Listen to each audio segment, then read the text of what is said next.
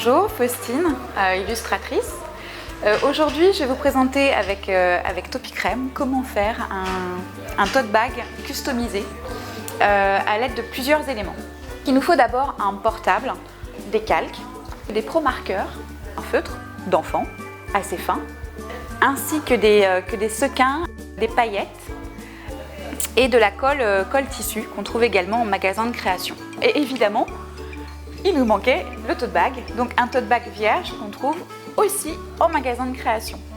Donc pour commencer, la réalisation du tote bag, vous allez mettre votre écran comme ceci. Voilà, comme ceci, avec à l'aide du calque et du scotch. Donc du scotch, s'il est un peu trop adhérent, vous n'hésitez pas à le mettre un peu sur la main avant de coller le calque sur l'écran. Comme ça, au moins, on n'a pas trop de soucis avec l'ordinateur. Pour cette étape, vous passez le tote bag directement, voilà, autour de l'écran.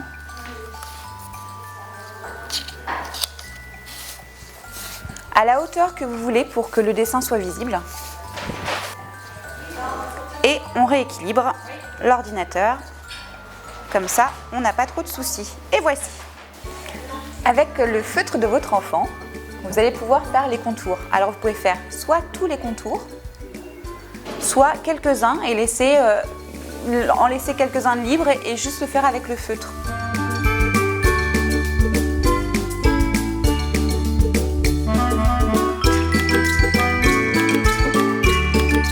Maintenant, on va passer à la partie customisation. Pour cela, on va prendre notre tote bag et on va prendre également un carton qu'on aura coupé dans les mêmes, on va dire, dimensions à peu près que le sac, que ça rentre dedans et que ça protège le revers du sac. Voilà, que la couleur ne transperce pas ou la colle.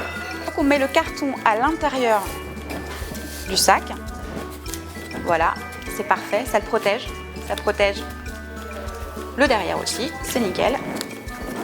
Et on va pouvoir passer à la partie colorisation et customisation. Je prends mes feutres, les pro-marqueurs ou les Copic et je vais faire la colorisation par rapport à ce que moi j'aime comme couleur. Donc là, je vais prendre du rose.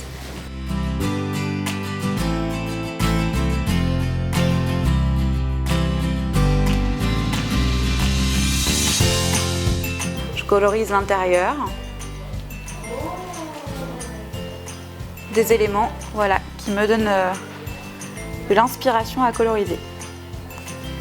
Et j'essaye d'alterner un peu les couleurs, histoire de créer un petit peu d'harmonie. Et pour finir, la partie déco, quand on a fait quand on a colorisé ce qu'on voulait, on fait la partie déco. Donc là, moi, je vais utiliser des sequins roses et des paillettes, les fameuses paillettes argentées. Voilà. Après, on peut utiliser plein de couleurs, il n'y a pas de souci. Mais là, je sais que ça sera une belle harmonie. Donc, j'utilise la colle. Si je ne me trompe pas, comme ça.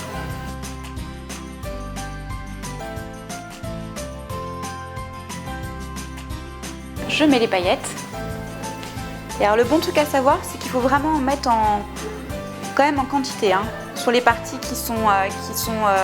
sur lesquelles j'ai mis de la colle.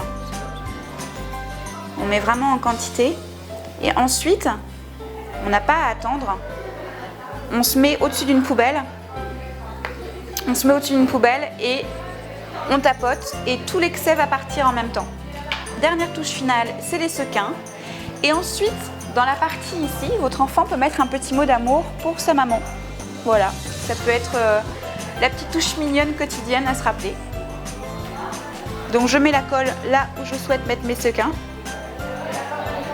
Je les place avec le doigt et c'est pareil, j'enlèverai l'excédent directement dans la poubelle en tapotant quand ce sera par contre là légèrement sec.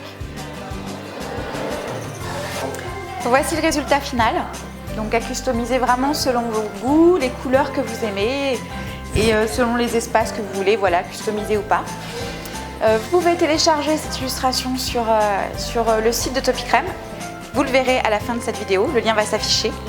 Et puis un grand merci à Topicrème et Simon et sa maman.